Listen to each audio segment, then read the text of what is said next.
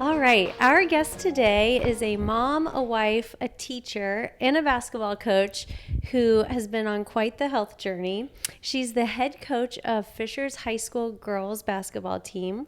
Lauren Votaw, welcome to the Scuttlebutt Club. Thank you so much for having me. Yeah, thanks for being here. Wait, first we have to say Happy Teacher Appreciation Week. Oh, thanks. Yes. Are you reaping any benefits from that? Oh, lots of food. Okay, yes, good. lots of I'm food. like, usually the PTO takes care of you guys this week. Lots of food. Good. Okay, we want to dive into like the health heavy stuff first. If Great. That's all right. Mm-hmm. Okay. So we love how open you are about everything, but can you like tell us about your journey with ulcerative oh my gosh, I couldn't even say it. Colitis, because it's not a disease like we know about or hear about as often, and we know that you're very like vocal about that. So we would love for you to give us a little recap of that. Yes. So ulcerative colitis is a part of the irritable bowel disease family, and with Crohn's. And most people have heard of Crohn's, Right. But not as many people have heard of ulcerative colitis. And so it is exactly what the name sounds like. There are ulcers or bleeding in the lining of your colon. Okay. And so I had ulcerative colitis for about 8.5 years, I believe.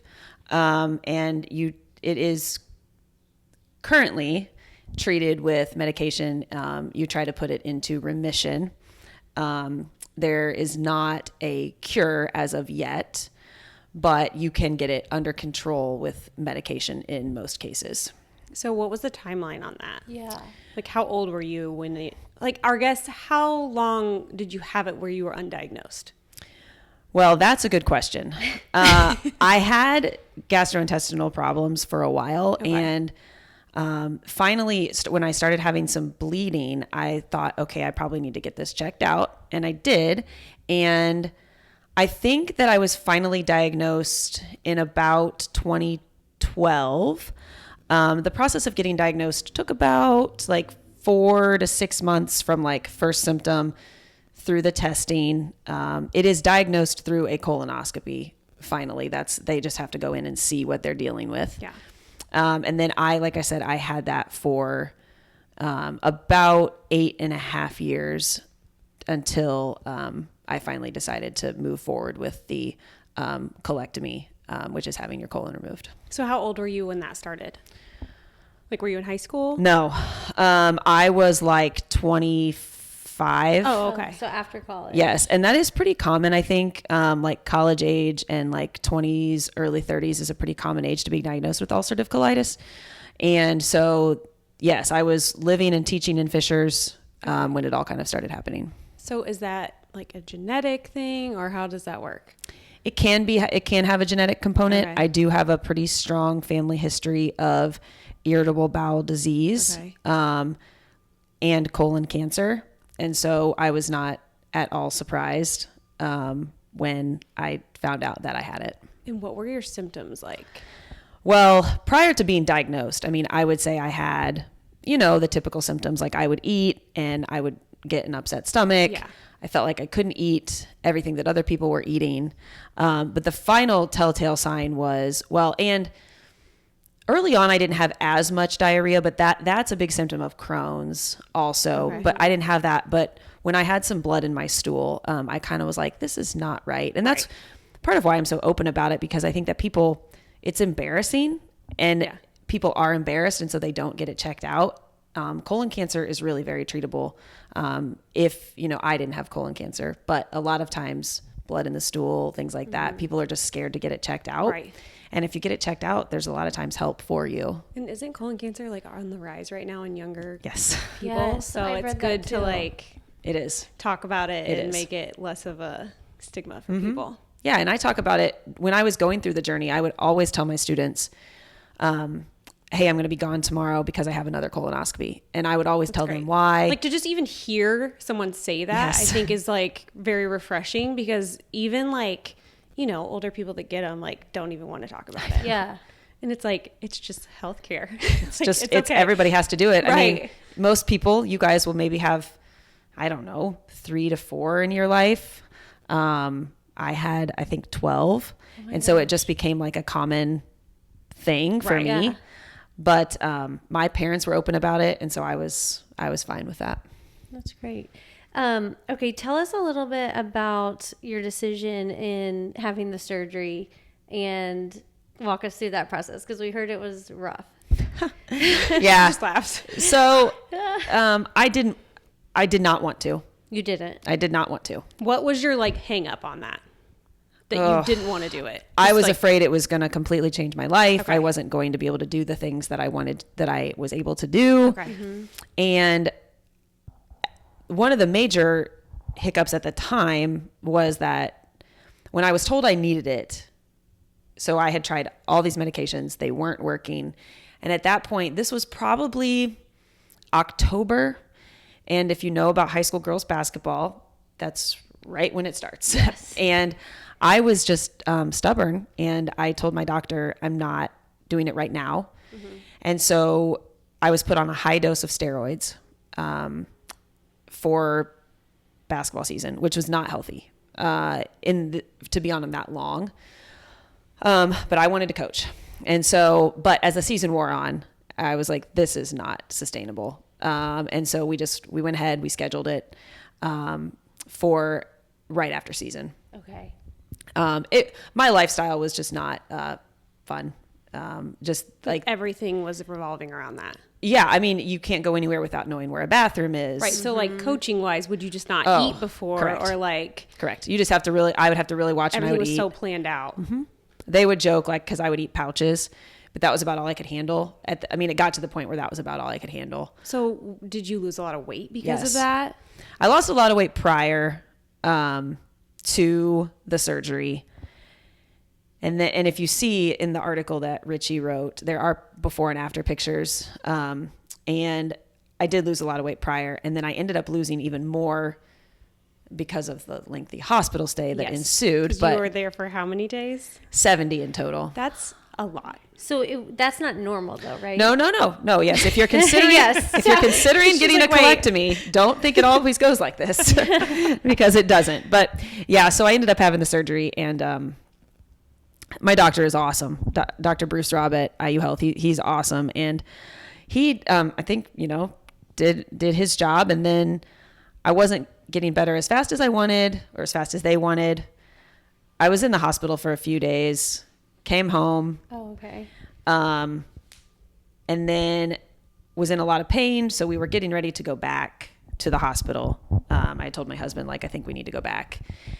And as I was walking down the hall, that's when I ended up having a seizure. Oh, you did? Yeah, at home. And they determined that was probably from a combination of a couple of things. Like my blood pressure was really high from the pain that I was in. And I had been on steroids for a really long time. And those two things probably led to this seizure. And so I don't remember that time. That's a huge blessing. I don't remember the seizure or the week after that. Oh, wow. But what had ended up happening was when they create a stoma, so when you have the surgery, they go in and they remove your colon, and then they pull a little piece of your small intestine out through your skin.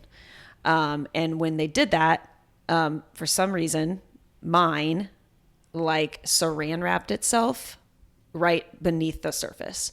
And so nothing was getting out, which would explain why I was in so much pain. Got it. And so he had to go back in. I believe he went back in a total of 3 times. It just wouldn't stay open. Yeah. Uh-huh. So this is why I kept having to stay in the hospital, because I couldn't eat. So were 3 separate surgeries? Yes, but they were much more minor. Right. I had, and he calls them dilations. So he just puts a tube in and opens it up. Yeah. And then I did end up going back in June of that year to have the rest of my rectum removed. So that, because that's where my disease was. Most of it was. Okay. And so they just closed it all off. Some people can have this procedure and they can get what's called a J pouch, and then they end up, that is reversible. So they can reattach. If your colon heals, if the rest of it heals, then they can reattach. But mine was never going to be that way. So that was part of my hesitation. I didn't know if I wanted to live like this for the rest of my life, but I will tell you now, it was the best decision I ever made. And now, maybe not, marrying my husband was a good one too. I guess I should say that. But as far as my health goes, it was huge. How much like support system did you have? I feel like you had a good support system going into this, and that is a huge part of this journey. Yeah. I mean, I don't know any differently. Right. Like your husband, we had players. we had been married for only about a year and a half when you had this. when I had the okay. surgery. Okay. So we were pretty new. So we got married in the summer of 2019. Okay. Um, And all of this happened during COVID. Then COVID hits. It's like, So we get married, then we are stuck in the same house for however long, right? And then this happens, and he was just a rock star. I mean, it was during because that's a lot to be thrown into. You know what I Yeah. mean? Like, Yes. well, buckle up. Here we go. And COVID was hard because you could only have one visitor per day, so like they couldn't. So were you in the hospital During COVID? There were COVID restrictions. Okay. I mean, it was February of 2021, so we were Oh, like, okay. So Okay. it's still we were still there were That was still like the COVID thick of it restrictions. still. Yeah. So one did visitor you have at a a time. lower immune system because of this too? Oh yes, and so that was a big thing too the season prior.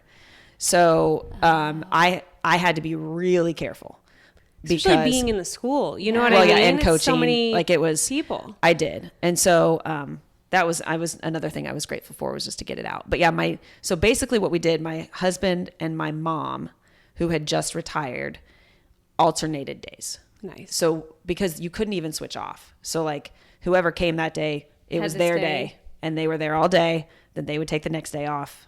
But I always had someone with me, and which a lot of people in hospitals don't. Yeah, that's huge. And I was so grateful for Because that. when you're in the hospital, I mean, mentally, that's a lot. Yeah. Oh, and I had breakdowns. I called my surgeon and I was like, "Do I have to stay here?" And he was Yeah. like, "Yes." And I was like, "Okay, well, in that case." But Like, did you build a lot of relationships with the people there? Oh, yeah. Like the nurses? oh yeah, and when you're there you're in they're and your out. friends. They're like, "You're back again." I'm like, "I know, I'm back. Trust me, I know, I'm back again."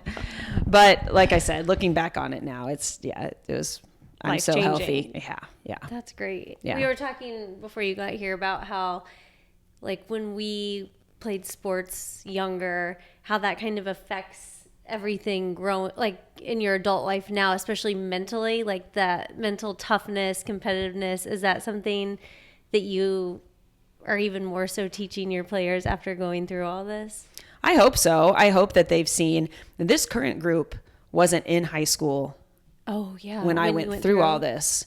The group that was, they will tell you, I think that they learned a lot through watching me go through that. But I actually was in preparation for the podcast after you guys sent me the questions. I texted my parents and just asked them for like their advice for sports parents because I thought they were pretty good sports parents. And one of the Yeah. things they said was like, remember the purpose of them. And the purpose of sports is to teach you these life lessons about resiliency and how Yes. life is not always easy. Yes. And you're going to have to learn how to like problem solve. And so I do think that being an athlete, and I also think just having like something that I loved and wanted to like get back to, I wanted so badly to be back in the gym. And I was pretty much out of the gym from February until June. And then again from the end of June through like mid-August. But I always had that, like, I want to get back. Yeah, I think that's a huge thing. Like, a lot of people think sports is just sports. And it's like, no, it's bigger than that. And I know everyone says that and it sounds cheesy, but it's like, it truly, like, I got diagnosed with type 1 diabetes a year and a half ago. And I feel like mentally, if I hadn't been trained as an athlete to go through something like that, it would have been 10 times harder. So, like, the same thing with you. It's like, I feel like that is something that people need to stress so much, like with a team or athletes, is like mentally, where are we at? And like check in with that. And I love how open you are about that aspect of it. Yes, it is. We don't play just to play the sport, and that's hard to remember sometimes. Yeah. But I hope that they see me and see a good example of like resiliency through some tough stuff. So. Do you like tell them at the beginning of the season, like, I have this, or like explain it, or how does that come up? Well, it's interesting you say that because I have been thinking in the last couple of weeks, I probably need to do that again because for so long I didn't have to do it. Yeah. Right. Because they all lived it with me. Right. And now I'm thinking, you know what? Probably like when people see me, they see my bag, like they're probably like, what is that? And so Right. I do probably need to revisit it. Do you have it out a lot? Do you show people, like, do you cover it, or just I don't wear a day-to-day? cover typically. Okay. A lot of people do. I just have found that I'm not ashamed of it. And so I just kind of go with it. It's definitely a personal preference. Right. So they all know, all my students at the start of each school year, I do explain what it is to them, but I probably need to revisit the basketball one just so they're all aware of it. Yeah, I think that's great. Like a representation. I feel like I didn't realize that until I started wearing medical devices. And because at first I was like, oh, I don't want to get a pump because it's like on me, you know? Yeah. Because before I was taking multiple daily injections. So that wasn't really like a thing, you know? Right. You couldn't see it. But then once I got my pump, I was like, oh, I just don't want to wear that. But then once I did, it gave me the freedom. Yes. And it was like, okay, none of that even matters. And then since then I've seen like kids out and they've seen it and they've had one and they're like so excited. And I'm like, okay, forget it. Like I'm Yes. wearing it. I don't care. Yeah. Like Yes. if that makes that kid happy and excited and feel accepted, like, yes, we're doing it. That's like, awesome. I just think that's like a great thing that you're doing. Well, thank you. Yeah.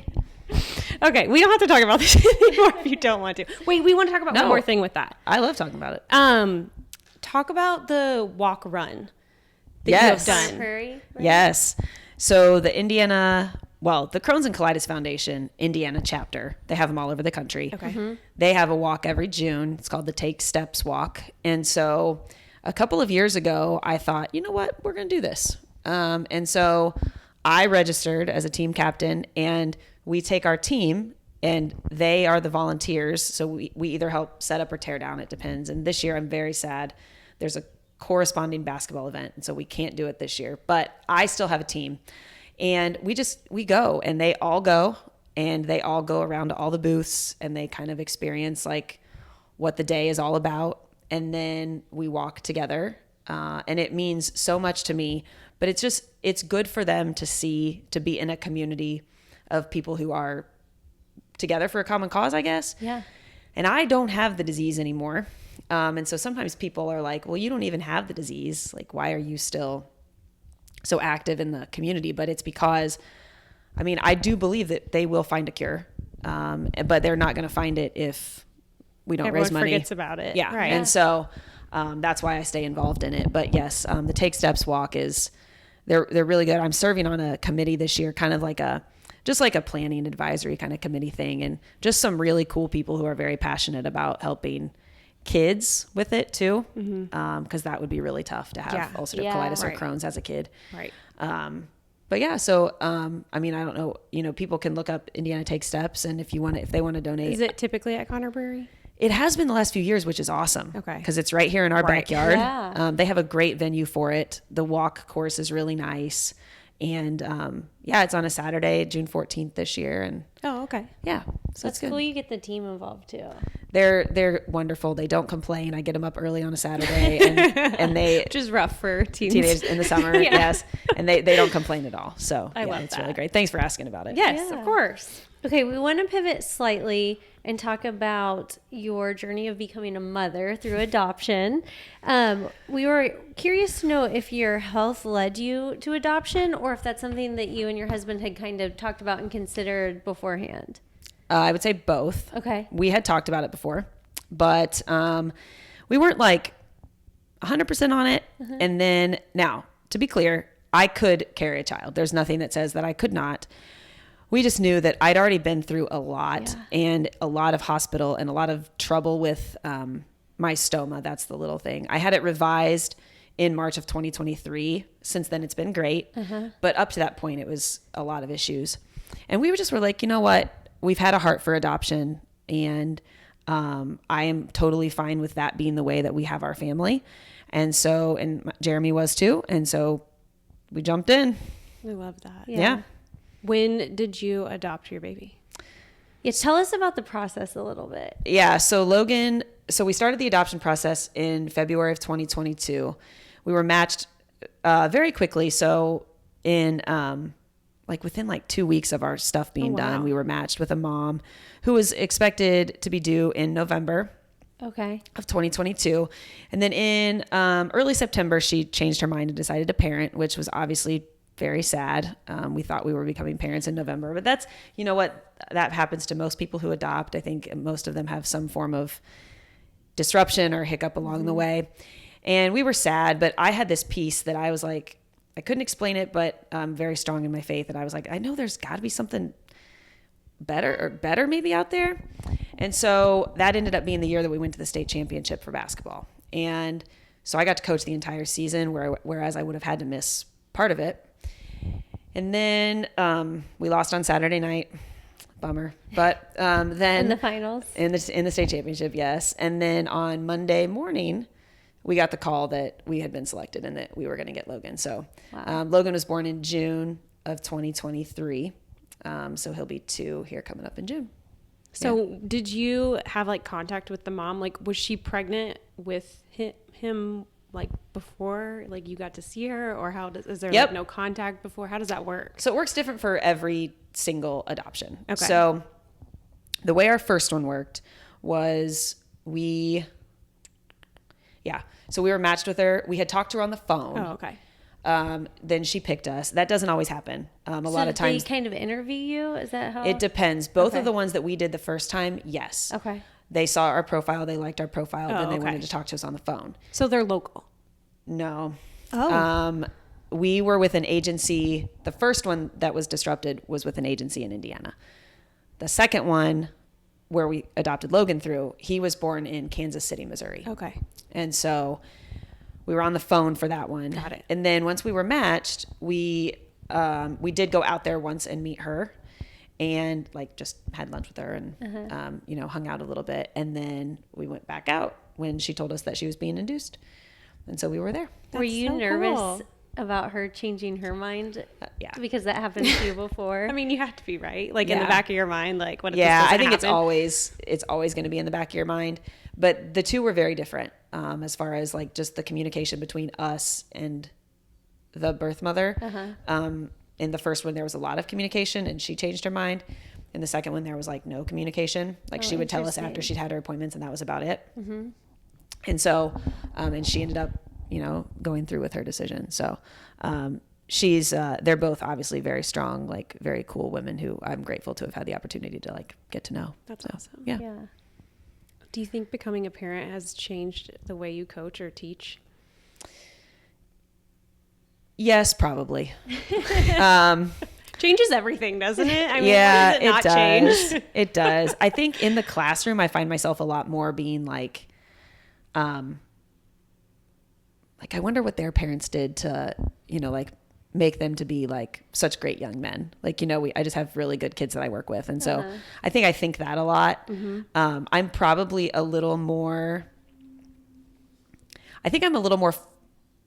thoughtful about how my players and my students are feeling.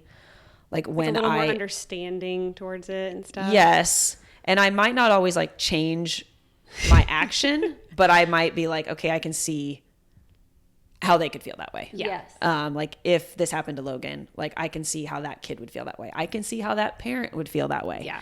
And so I think that it has helped me in that regard. Yeah. That's good.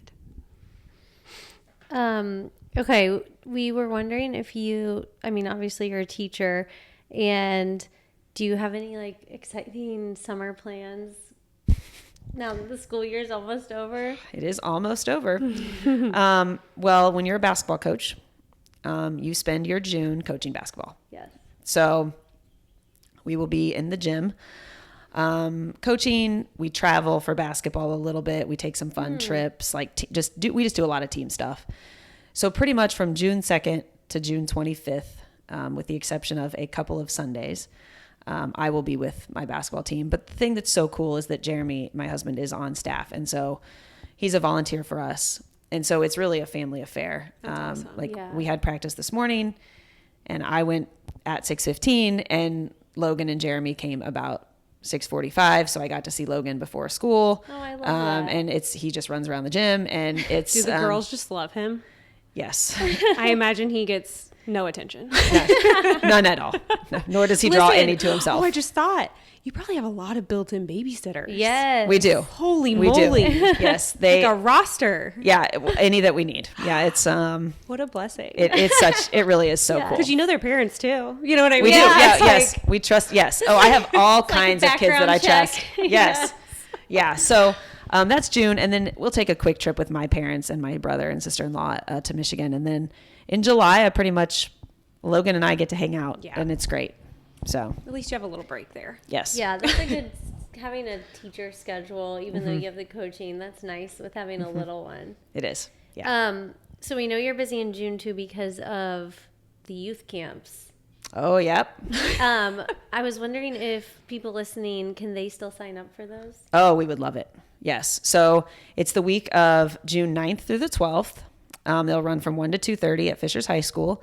And I'm very biased, and I understand that. But I think that our high school kids do just an excellent job. And I hear that feedback repeatedly. Yeah, she can speak on that. Yes, I was emailing her. My daughter, she was just in kindergarten. Like, this is her kindergarten year. So over the summer, she was going into kindergarten, had never played basketball, like cried the whole way there because I was making her do it. But I just wanted her to, like, experience it. And on the last day, she threw a fit, cried the whole way home because she didn't want it to be over. Like, loved it. It was so cute. Yes. And that's because of our high school kids. Yes, I mean, they were carrying her around. Yes. Like, it was so great. Yeah. And so I think, whether your kids played basketball or not, just bring them in and let them, experience something new. And we only go for an hour and a half. Yeah. On the last day this year, this is first reveal. Oh, breaking. We're bringing, that's right. We're bringing the Kona Ice truck. So they're the going to go last nuts day, for that. all those campers can file out Kona Ice. So if you guys, Will they do, like, the highlight, I feel like, of her week was getting all their autographs Oh, on yes. the last day. Well, do they do it on the shirts? And the ball. The ball. The ball. Yes. The shirt What's and the the ball. age range for that? Kindergarten through 8th grade. Okay. Going into kindergarten. And if you got, a younger than kindergartner that really wants to come, bring them on in. That's the mom in you saying Yeah. that. We have a lot of high schoolers that just want to work with the really little ones. I mean, I was like that when we did our high school Yeah. camps. Like, the little ones were the best. Yes. So the more the Yeah. merrier. That's I love awesome. that. Yeah. Can you tell us something I, like, fell in love with when I would pick her up every day was, like, the saying you guys did at the end. Can you tell everybody what that is? Yeah. So this is a COVID thing. Oh. I was in the garage building something, probably not well. I don't even know what I would have been Yeah, building. wait, do we need to talk about this? No. I don't build. My husband builds a lot of things, but I don't know what I was doing. It was COVID. So Yeah. who knows what we Picking were up doing. a random hobby. Yeah, Yeah. whatever. And I was listening to a podcast, and the UCLA women's coach was on there, and she was talking about how every day she has her players write 2 things. She has them write, basketball is what I do. It is not who I am. And then she has them write, everything that happens to me today is an opportunity to learn and grow. And so the first year I was like, okay, we're going to write that every day. And then I was like, they don't want to write this every day. So I just transitioned it. And so now it's what we say. And I think I love that our youth know this. Yeah. I get videos of our, like, little travel teams saying it at the end of their practices. Oh my gosh, that's and that's awesome. just like, that's just it for me. Yeah. Like, because I'm so, we talked about this in the beginning. Like, sports are an avenue, but I'm so big on the fact that at the end of the day, like, we do this because we love it. I coach because I love it, but it is what I do. And if we win or if we lose, like, it is not who I am. I still am a mother. I still am a wife. I still am a teacher. I have all these other things in my life. And that is a very countercultural message right now. Yeah. And I know that, but I try at least, so at least one time a day when they're with me, at least they hear that basketball is not everything in their world. And that when things happen, like, everything that happened to us is an opportunity to learn and grow. But yeah, that's one of my favorite parts is when we have youth camp and we have all these little voices saying it with us. I love that too because it's great that they're hearing that at a young age, but I feel like a lot of times they might not hear that from their parents that are, like, very involved and want to win at all costs. So it's just refreshing that they get to hear that from somebody else. Right. I think, like, as a high school athlete, like, we couldn't tell you what our records were. No, Do you know what I Correct. mean? But I could tell you what I learned from that coach and what foundations I moved forward with in my and life. at the time, it's like the most important thing Right. ever. Right. And now it's like, what? Yes. Yeah, that's big. Yes. Get your kids in sports. Yes. Yes. Preferably with Lauren. Start at Fisher's Girls Basketball. I don't have girls, so can you coach my boys? Sure. I have a boy, so maybe someday. It's like the yeah. perfect feeder. You know what I mean? Like, you're instilling this at a young age, and by the time they get up to you, hopefully it's ingrained. It's fun because I just finished my 8th season. And so I have kids that now I've been at Fisher 16 years. So I've, I've always known our kids, but like these kids have come through. Yeah, we were going to Cool. ask that. Were they in the camps and now you're coaching some of them? Yeah. Isn't that wild? Yes. And I love it. Does it make And you feel old? Like in my head, I'd be like, oh man. yes. Well, it also, were when you see babies. kids in the hallway and you're like, that person was like, they don't play basketball anymore, but they used to come to my camps. Right. And Yeah. you're like, oh my gosh, I feel like that was like yesterday. And now here we are. Other siblings. They're like Yes. taller than you or something. Yeah. Like, woo. Yeah. Can other kids from other schools come to the camps? Yes. Yes. We, especially within our district, we have, Like HSE? oh yeah. okay. Coach Satterfield and I have a really good relationship in regards to that. Because And- usually they're different weeks, correct? yeah. So yeah, if you, we both agree that the more kids can be in the gym, the better, especially when they're having positive experiences at our camps. And so, if you live in our district, by all means, anybody's welcome. We'll have to post a link for people in Yes. our Yeah. thing so to get Isn't signed there up. one with the fever too? Oh You guys yes, are the doing? Fever Day. Yeah, so we started this last year. So we get the court for 2 hours on the day of a fever game, and so you can register for that, and we'll run a clinic. So you get to go down on the court and get the whole experience with our high school kids once again, and then that day also, then you will go to the fever game together. So we just have like this big. Last year we had like 92 kids. Wow. It was absolutely That's awesome. awesome. Yeah, it's a really fun day. It is on a weekday this year, which is a little harder, but it's June 17th. And we would love to have that one. It doesn't matter, like any school district, any age, like, K through 8, I say again, but if you have younger ones, that's fine. And bring them. Yeah. Well, maybe some people can carpool too if they have parents that Yes. are working Yes. to get them down to that. That I feel like that would be so cool. I need to sign Collins up for that. Yes, you too. do. Okay, touching on youth sports, because we're very much in that with our kids right now. No, we have 2 third-grade boys. Oh, okay. Yes, and they- younger. So. and younger. They did last year the HSC boys camp and the Fishers. Yeah, we boys put them in both. basketball camp. And not going to lie, they like the Fishers one better, even though we're HSC. Hey, They're both great. I'm just saying. Maybe it was because they did Fishers last, so it was just stuck in their head. well, anyway, Garrett's pretty awesome. They said Fishers was harder too. they did say that. Yes. Hey, good. So, like, do you have a good amount of girls on your high school team that did youth sports, but did multiple youth sports or specialized in basketball? And like, what would you Yeah. recommend in that? Because we hear a lot of this of like, they're so young, you need to get them going on one thing, and it's like, is that the right play or? Everyone has their opinions. I know. I don't know if there's a right answer. I'm just asking. What for will your Logan opinion. do? Yeah. Logan will be exposed. That's a good way to put it.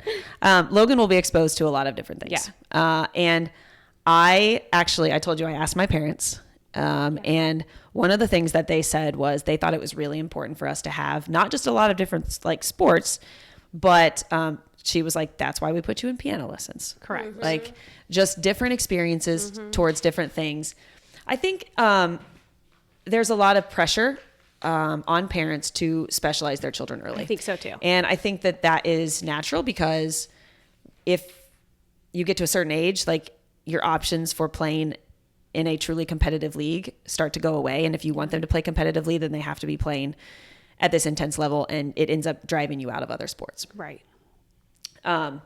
My suggestion would be, as long as possible, let them continue to do what they are passionate about. So if they are loving playing 2 sports and they love both of them, then try your best to find leagues that balance, that they can continue to play both. There's, I think there's a little bit of research out there that would show that you're a little more injury prone if you're only playing one sport. Your body just trains in the same way all the time. And if you do that from a really young age, then that can be, as you age, that can make you at a little higher risk for injury. Yeah. But yeah, Logan will be exposed to currently, when he comes to the high school for basketball practice, the first thing he wants to do is go find the drummers.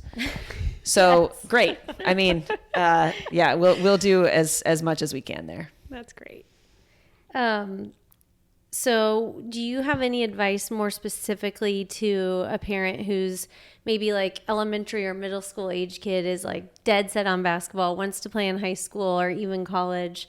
What kind of programs or what they should have those kids in?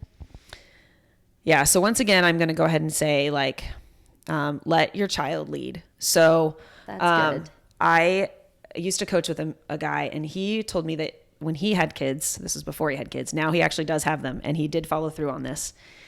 He was not going to let them join a team, a travel team, until that kid showed him that he was willing to put in work, like on his own. Like he loves this enough that he's willing to go out in the driveway and shoot.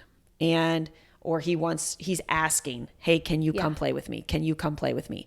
And so I think letting your kids lead is the best thing, you're going to have to set your own ego aside a little bit. Yes, I think that's big. And just realize that if your child wants to continue and they're asking you, Mom, Dad, like, I really want to play more basketball, then finding those. I would make sure that try as much as possible that the leagues you put them in have a developmental piece, but also have a combination of some playing too. I think that we are entering a generation that is very, very skilled as far as they do a lot of individual personal training, not as much like overall game understanding of like how to play the game. And so I think there's finding people who teach the game well is important. But the biggest thing, that I'm going to try to do with Logan is let him lead, and don't force him to do more than what he wants, and try to stay out of the way with my own wishes. I like that. Yeah, I feel like you got to remove, you had your time. Yeah. Do you know what I mean? Yes. You had your time. It's their Yes. time now. Yes. Let them do it. I feel like this will be good for a lot of parents to hear. Hopefully. Do you think we're like in the AAU world right now? Like the school season's over, AAU. Do you think that playing like on an AAU shoe circuit is like a must? And at what age? I was listening to a podcast about this the other day, and I don't think it's a must. I think that we're entering an interesting era here, and your kids being as young as they are, you're going to have some time to see how this plays out. But with the transfer portal, fewer and fewer college coaches are going out to live events because they are focusing on the portal. They want kids who have already played collegiate basketball. Yeah. And so high school athlete recruiting is really changing. And so I would say at a really young age, I don't think that that's a must at all. I think as they age, depending on what they want to do, if you have a big time talent, like that is already getting contacted, and you really think they need more exposure, it can be beneficial. But for most kids, they're not going to get any additional exposure playing in those. It's just money. Yes. And so you have to make a financial decision. And it's fun for your kids, and that's the hard part. They love the travel. They love being with their teammates. They love the hotels and all the eating pool. out. And Yeah. right. And as parents, it's hard because you don't necessarily love the $75 entry fee for each of you, and a lot of the things that go with that. And so I tend to tell our families, like, you need to make the choice that's best for what you are desiring to do. If your daughter doesn't want to play in college, then we don't need to be on a team that's traveling anywhere. In Central Indiana, you have the PAC in Westfield, you have Finch in Noblesville. Now Lebanon has one. You have the new one, ProNet Sports. ProNet, yeah. I mean, there are so many opportunities right here. And Right. so one of the other things my parents said was that they remembered that they had played sports and they did not go on to be professional athletes. And like, they try to keep in mind with us that, like, what is the purpose of this? Like, everything we do, does it have a purpose? I played on some terrible AAU basketball teams and some not good club volleyball teams. I was playing. I had really positive experiences. I love my teammates. I love my coaches. And so there are some good ones. There are some really good programs around here.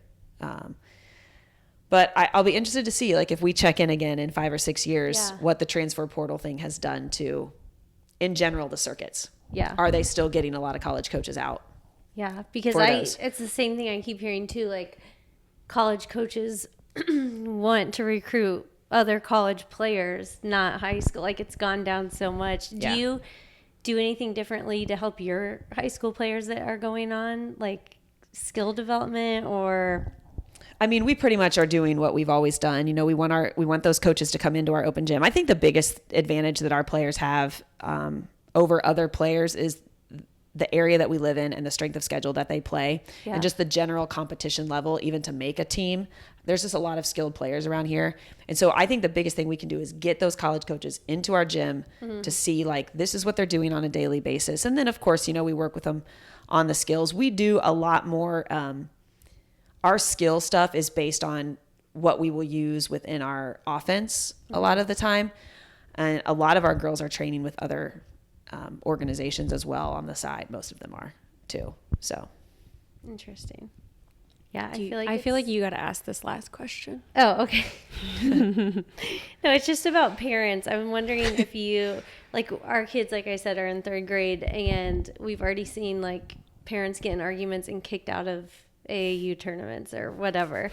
And I was wondering if you ever have to deal with parents even at the high school level and how you deal with that. yeah, I mean, and I think having Logan has maybe changed that a little bit. I try to communicate with players as much as possible. I think that's one thing I'm fortunate about at the high school level is that for the most part I can communicate. And to be honest, our parents are phenomenal. Like we haven't had any of that. Good. As far as like in the stands issues for the most part. Everybody loves their child and everybody wants their child to play more than what their child plays. And that's just like, and I'm sure I will be that way. Like I'll probably be sitting in the stands. I'm going to keep my mouth shut. That's what I say. I just clap. I keep the mouth shut and I clap. See? But I'm sure I will be thinking that in my head. Right. Or maybe not. I mean, maybe I'll realize Logan is not the most skilled.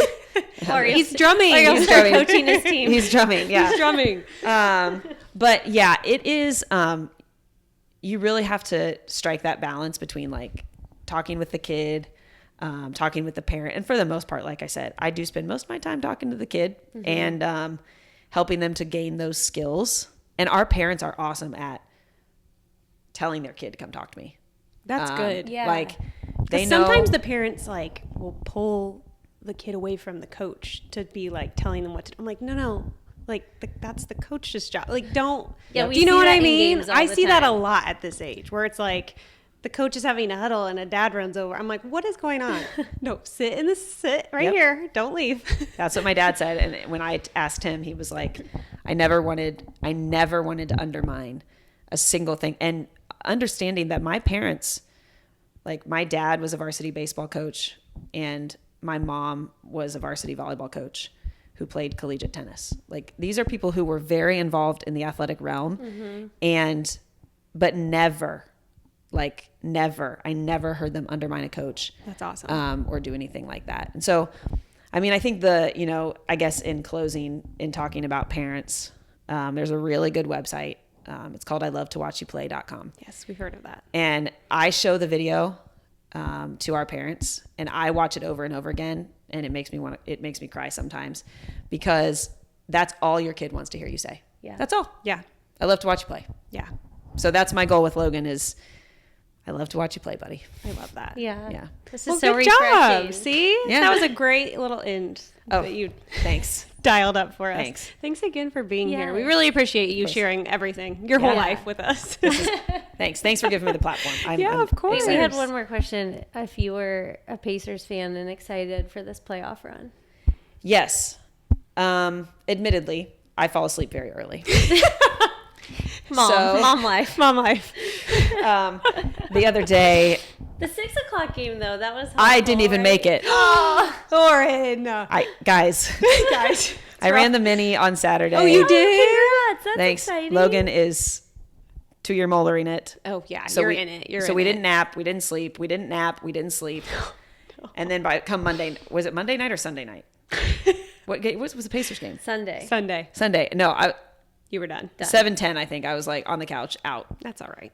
So I try. It's okay. Read about it. Watch the highlights. in Yeah, the I'm morning. an after person. Like the next morning, did they win? That's all I need to know. Yeah. So I like it. I'm excited. Right. It's cool that it's Yeah, my here, husband- local. He's really excited. Is he? Okay. But I'm just not That's okay. as into it. My husband's from Cleveland, so we have. Oh, Yeah. little tense right now. Little tense. All right. Well, thanks for being here again. Thanks, guys. I All right. appreciate it. Thank you.